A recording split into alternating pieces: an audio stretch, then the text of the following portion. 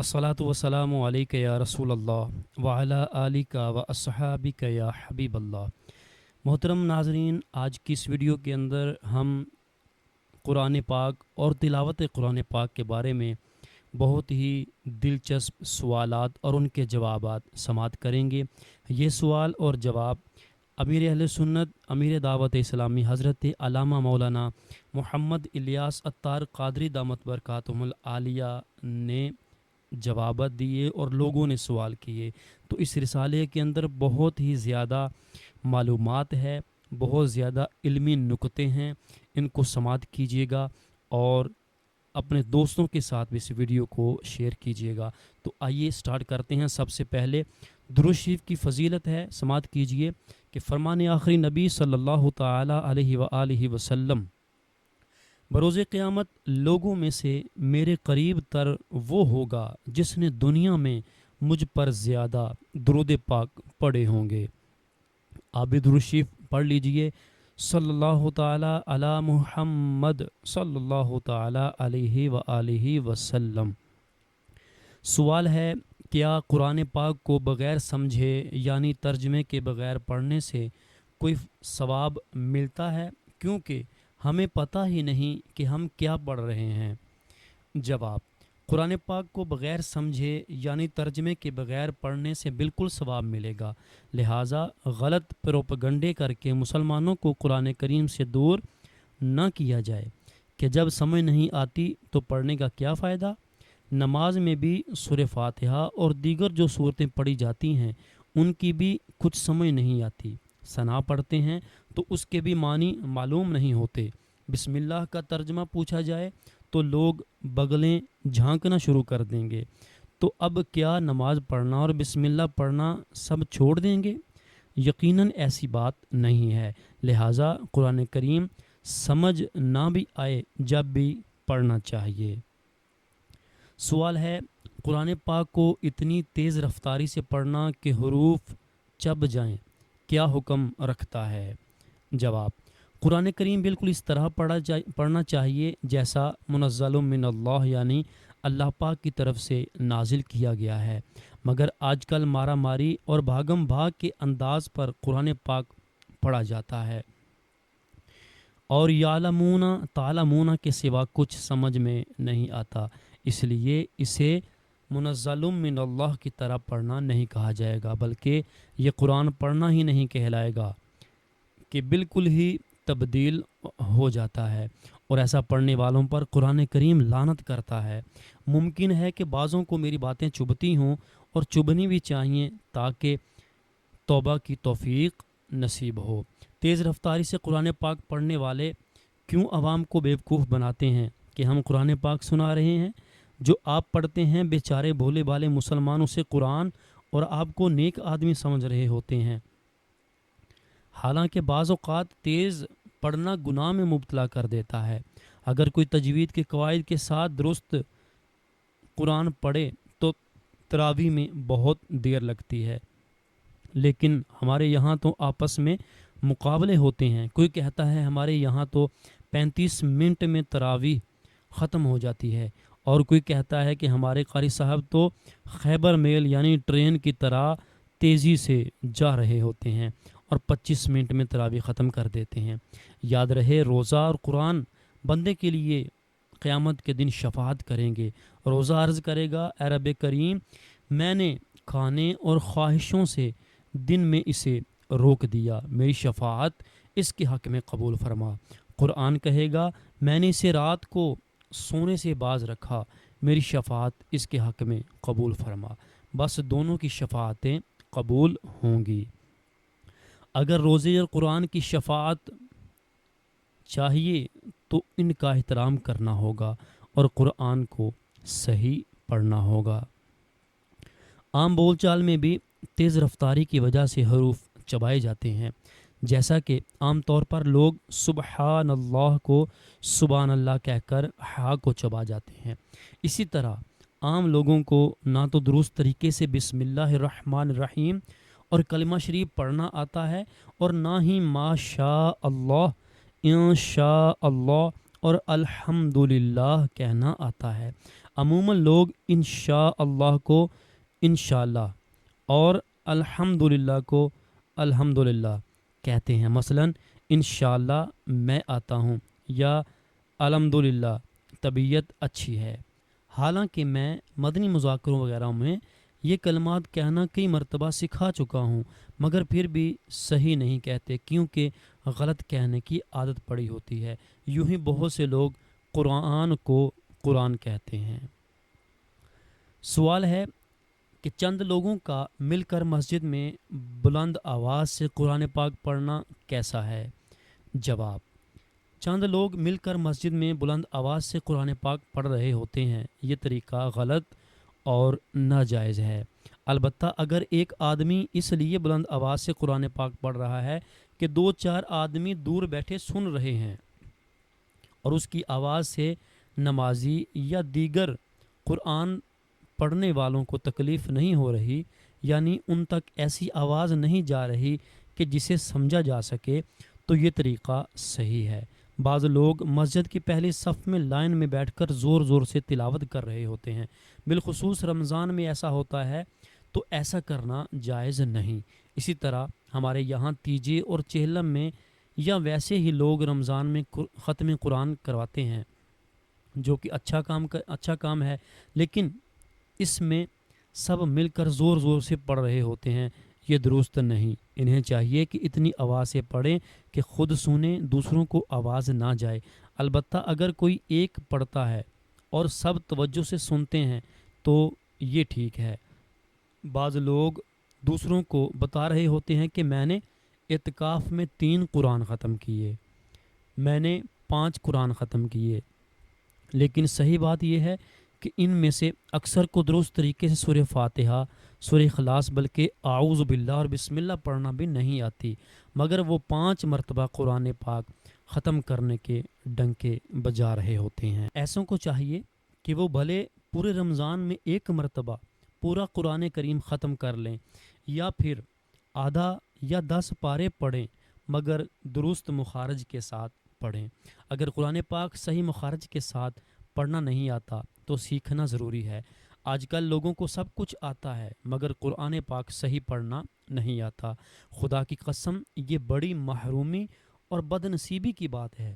اردو آتی ہے، انگلش بہت اچھی آتی ہے، یہاں تک کہ بعض لوگ فخریہ کہتے ہوں گے کہ اردو سے میری انگریزی اچھی ہے، مگر ایسوں کو قرآن پاک دیکھ کر بھی پڑھنا نہیں آتا اور وہ پڑھے لکھے بھی کہلاتے ہیں، حالانکہ ایسے لوگ کس طرح پڑھے لکھے کہلائے جا سکتے ہیں؟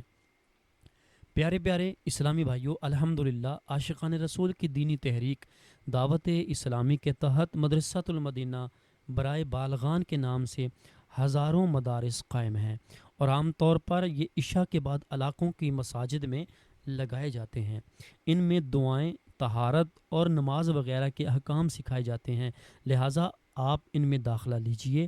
مدرسۃ المدینہ برائے بالغان پڑھنے میں کوئی پیسہ نہیں لگتا، جبکہ انگلش یا کوئی زبان سیکھنی ہو تو کوچنگ سینٹر جانا پڑتا ہے، رٹے لگانے پڑتے ہیں، پیسے دینے پڑتے ہیں، اور اس کے لیے لوگ بیچارے کیا کیا کرتے ہیں۔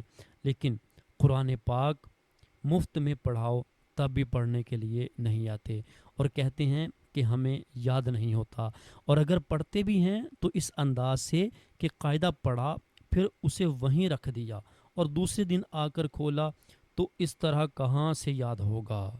دنیوی علوم میں سے بہت کچھ یاد کر لیتے ہیں مگر قرآن کریم کو مخارج کے ساتھ پڑھنے سے قاصر ہوتے ہیں۔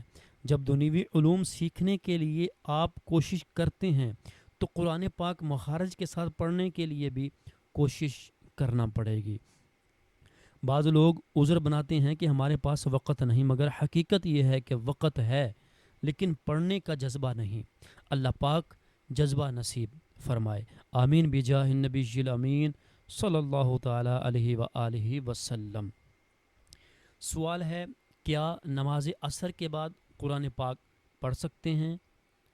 جواب: جی ہاں، نماز عصر کے بعد تلاوت کر سکتے ہیں، البتہ سورج ڈوبنے سے 20 منٹ پہلے، سورج نکلنے کے 20 منٹ بعد اور نصف النہار شرعی سے لے کر ظہر کا وقت شروع ہونے تک یہ 3 اوقات مکروہ ہیں۔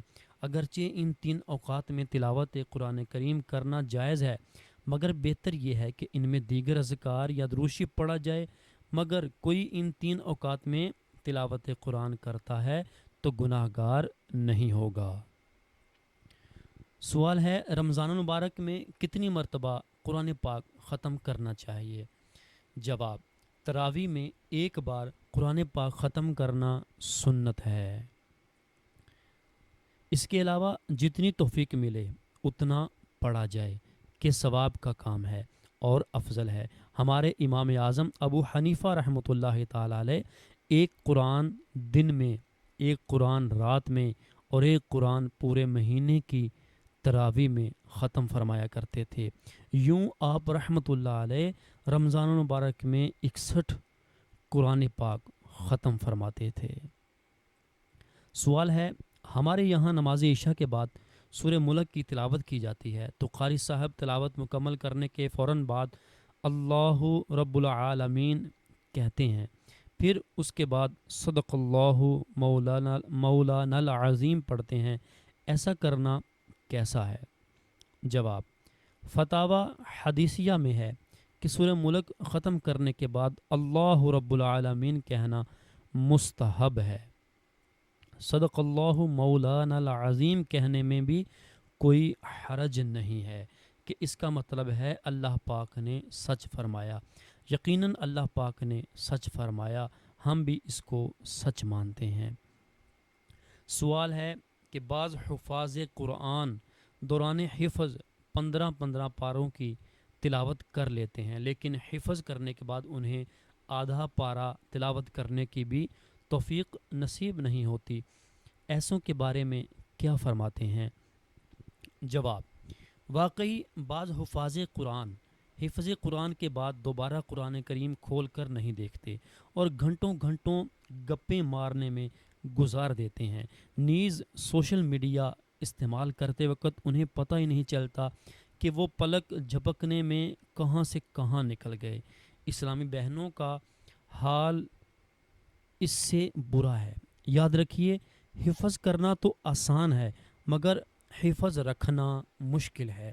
نیز یہ بات بھی ذہن میں بٹھا لیجئے کہ قرآن کریم عموماً سال، 2 سال یا 3 سال میں مکمل حفظ ہو جاتا ہے، لیکن اسے عمر بھر یاد رکھنا اور پڑھنا ہوتا ہے۔ لہٰذا جن حفاظ کرام سے بن پڑے وہ روزانہ قرآن کریم کی 1 منزل تلاوت کیا کریں۔ اس طرح 1 مہینے میں ان کے 4 قرآن پاک بآسانی ختم ہو جائیں گے۔ اگر 1 منزل نہیں پڑھ سکتے تو کم از کم روزانہ 1 پارہ تلاوت کر لیا کریں کہ غیر حافظ کے مقابلے میں انہیں اتنا پڑھنے میں زیادہ دیر نہیں لگے گی۔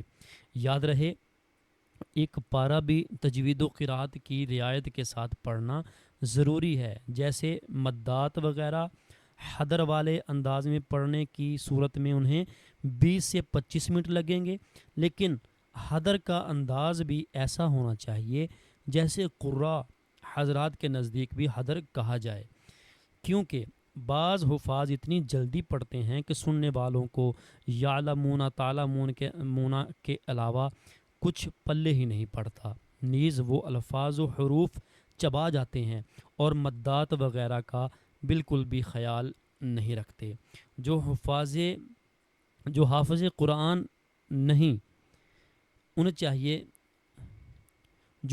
قرآن نہیں ہیں چاہیں تو وہ بھی روزانہ 1 پارہ پڑھ لیا کریں کہ شجر شریف میں روزانہ 1 پارہ پڑھنے کی ترغیب موجود ہے۔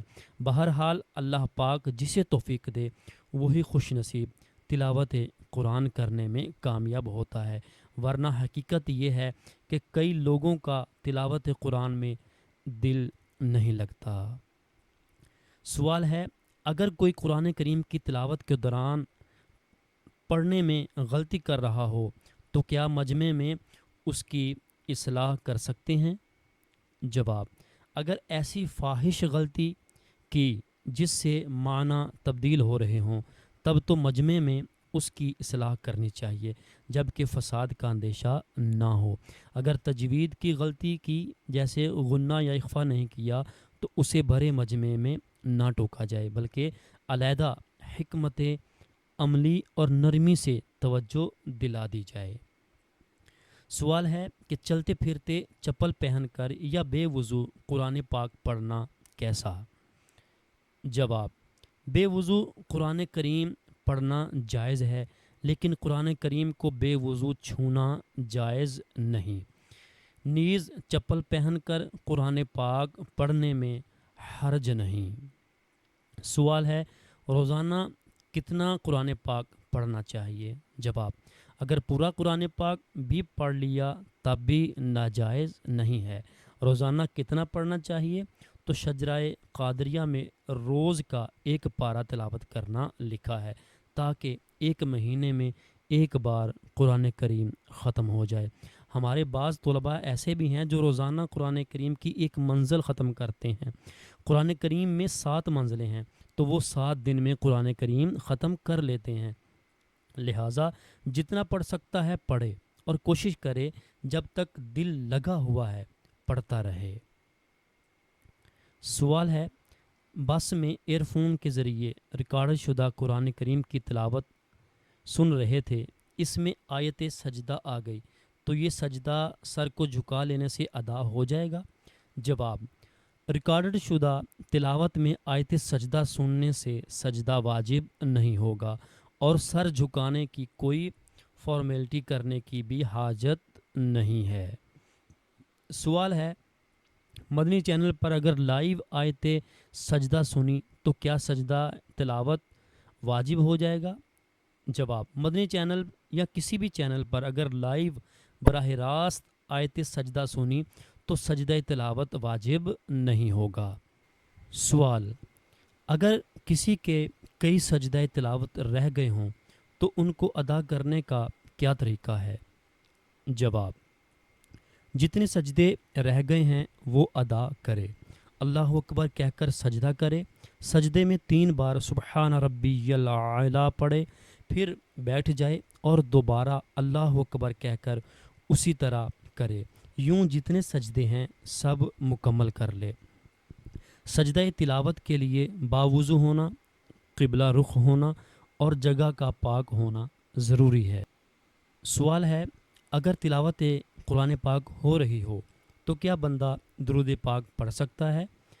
جواب: جو لوگ قرآن سننے کے لیے جمع ہوں ان پر فرض عین ہے کہ وہ کان لگا کر توجہ سے تلاوت قرآن سنیں، اور اگر کہیں سے تلاوت کی آواز آ رہی ہو اور یہ پہلے سے اپنے کام کاج میں مصروف ہو تو اس پر سننا فرض نہیں۔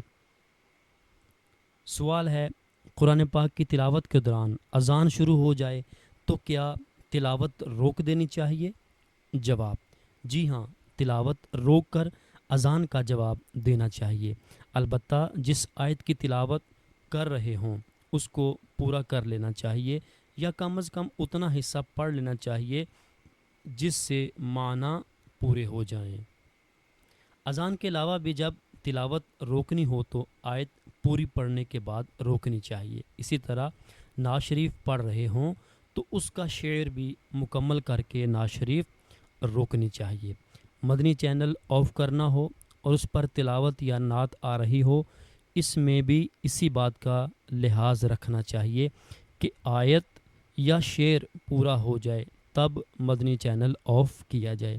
میری بہت پرانی عادت ہے کہ جیسے بیان کے لیے جاتا تھا یا مدنی مذاکرے کے لیے جب بھی آتا ہوں اور تلاوت ہو رہی ہوتی ہے یا کوئی مسئلہ یا حکایت بیان ہو رہی ہوتی ہے تو اگر کبھی میری توجہ نہ رہے تو درمیان میں ہی آ جاتا ہوں، ورنہ پیچھے ہی رک جاتا ہوں تاکہ تلاوت ختم ہو جائے اور مسئلہ یا حکایت پوری ہو جائے، ورنہ لوگ کھڑے ہو جائیں گے اور نعرے لگانا شروع کر دیں گے جس سے تلاوت وغیرہ درمیان میں رک جائے گی یا پڑھنے سننے میں خلل آئے گا۔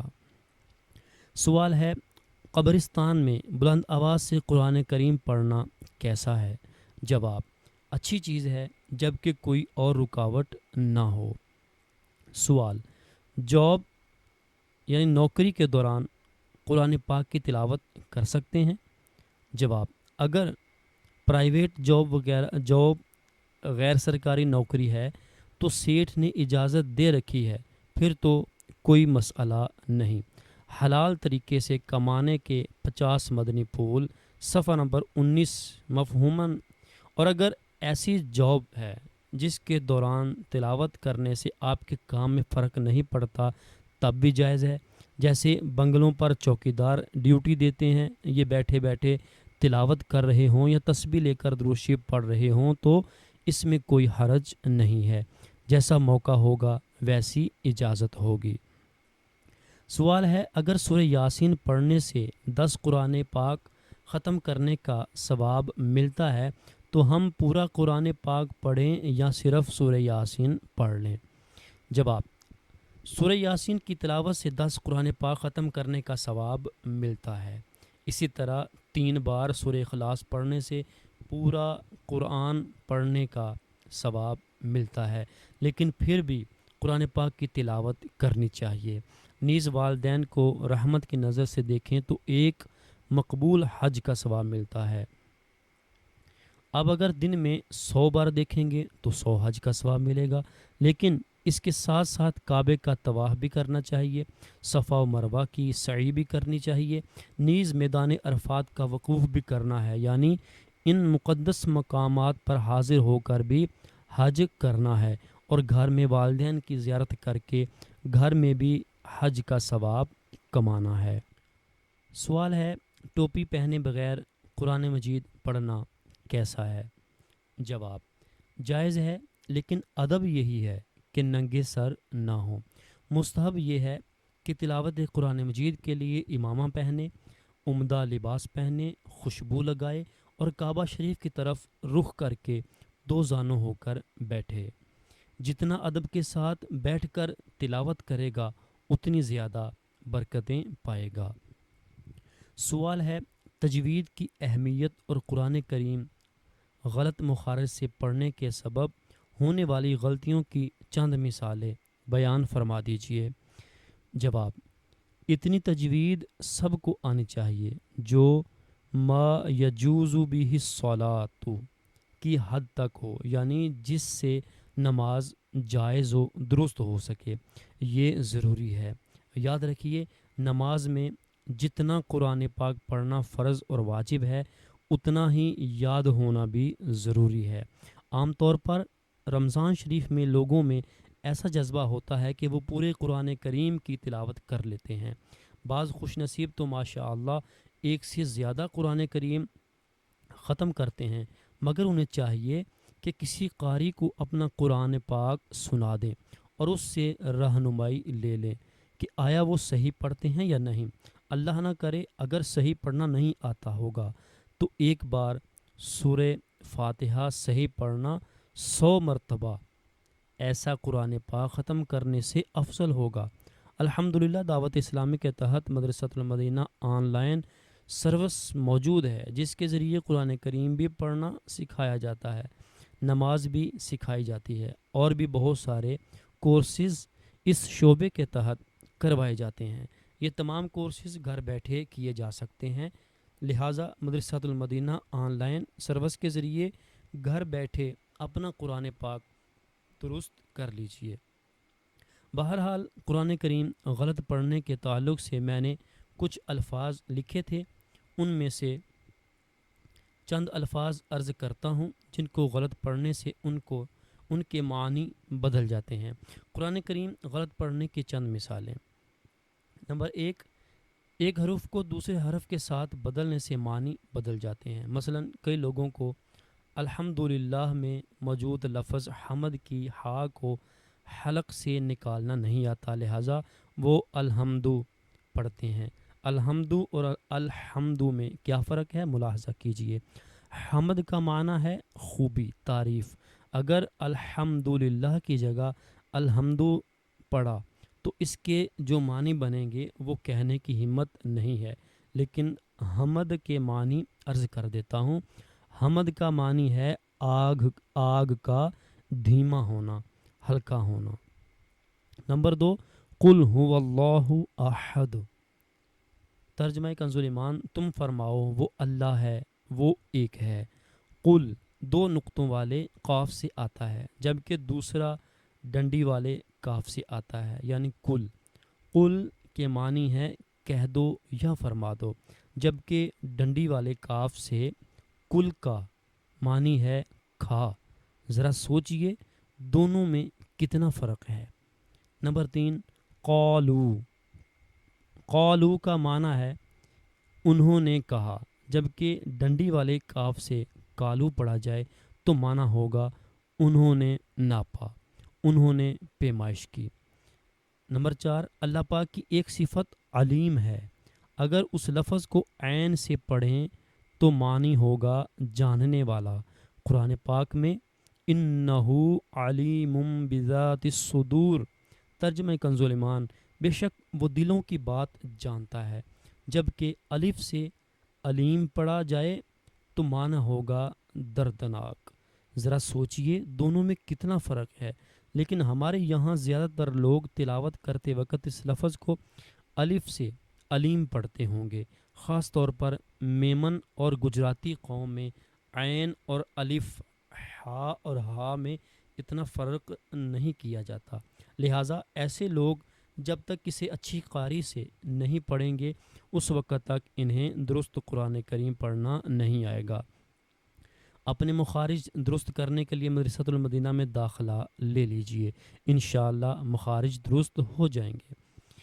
نمبر 5 ہے علامہ۔ عین سے پڑھیں تو معنی ہوگا جھنڈا یا پرچم، جبکہ الف سے علامہ پڑھا جائے تو معنی ہوگا غم۔ نمبر 6 عمالہ۔ عین سے پڑھیں تو معنی ہوگا کام، اگر الف سے عمالہ پڑھا جائے تو معنی ہوگا امید۔ نمبر 7 سورہ کوثر میں ہے ونحر۔ ترجمہ کنز ایمان، اور قربانی کرو۔ اگر اس کو ہا سے ونحر پڑھیں گے تو معنی ہوگا اور جھڑک یا ڈانٹ۔ ذرا سوچئے دونوں میں کتنا فرق ہے۔ بہرحال قرآن کریم درست سیکھنا لازمی ہے، لہٰذا اسلامی بھائی ہو یا اسلامی بہنیں، سبھی کو قرآن کریم درست سیکھنا چاہیے، خصوصاً بڑی بوڑھیوں کو، کیونکہ ان بیچاریوں میں مخارج کی درستی کے حوالے سے کچھ زیادہ ہی مسائل ہوتے ہیں۔ اگر کوئی 100 سال کی بوڑھیا ہے اور اسے درست قرآن کریم پڑھنا نہیں آتا تو اسے بھی قرآن پاک سیکھنا چاہیے، اور سیکھنے کی کوشش کرتی رہے گی تو انشاءاللہ ثواب ملتا رہے گا۔ سوال ہے، تلاوت کے دوران اگر سجدہ تلاوت آ جائے تو کیا وہیں رک کر سجدہ کرنا چاہیے؟ بعض لوگ تلاوت ختم کرنے کے بعد سجدہ کرتے ہیں، ایسا کرنا کیسا ہے؟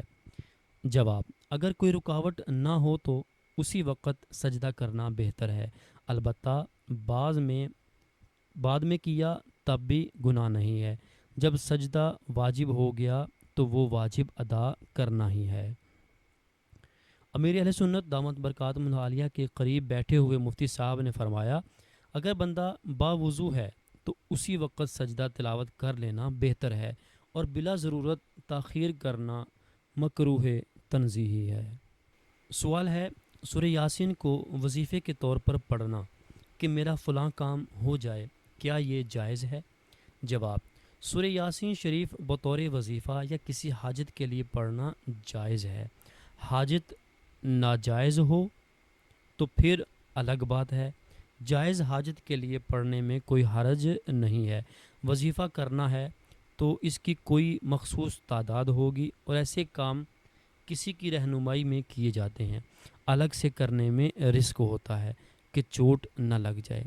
پہلے تو یاسین شریف کسی قاری صاحب کو سنا دیں کہ صحیح پڑھ سکتے بھی ہیں یا نہیں۔ صحیح پڑھ سکتے ہیں تو کسی صاحب اجازت کی صحبت میں رہ کر اس کی رہنمائی میں اس کا ورد کیا جائے۔ عام طور پر رہنما کم ہی ملتے ہیں۔ میرا تو مشورہ یہ ہے کہ مصیبتوں سے بچنے کے لیے اور بھی اوراد و وظائف ہیں، ان کا ورد کریں اور صلاۃ الحاجات پڑھیں، کیونکہ وظیفوں کی چوٹیں کھائے ہوئے میں نے دیکھے ہیں۔ بعض اوقات ایسی چوٹ لگتی ہے جس کا درست ہونا مشکل ہوتا ہے، علاج اثر نہیں کرتا، دماغ فیل ہو جاتا ہے، پھر وہ پتھر مارتے اور گالیاں نکالتے ہیں۔ ایسوں کو سنبھالنے کے لیے گھر میں زنجیروں سے باندھنا اور نہ جانے کیا کیا کرنا پڑتا ہے، یوں سارا خاندان اس میں تباہ ہو کر رہ جاتا ہے۔ لہٰذا بغیر کسی رہنما کے اس طرح کے وظائف نہ کیے جائیں۔ اگر آپ کسی جامع شرائط پیر صاحب کے مرید ہیں جن کی شریعت کے مطابق پوری داڑھی ہے اور وہ عالم دین ہیں، تو ان کے شجرے میں دیے گئے مختصر اوراد و وظائف پڑھیں۔ میرا مشورہ یہی ہے، ہر درد کی دوا ہے صلی علی محمد۔ درود شریف کی کثرت بہت بڑا وظیفہ ہے، اس کی برکت سے انشاءاللہ عز و جل سارے مسائل حل ہو جائیں گے۔ سوال ہے، کیا گھر میں ریکارڈ شدہ تلاوت قرآن لگا کر کام کاج کر سکتے ہیں؟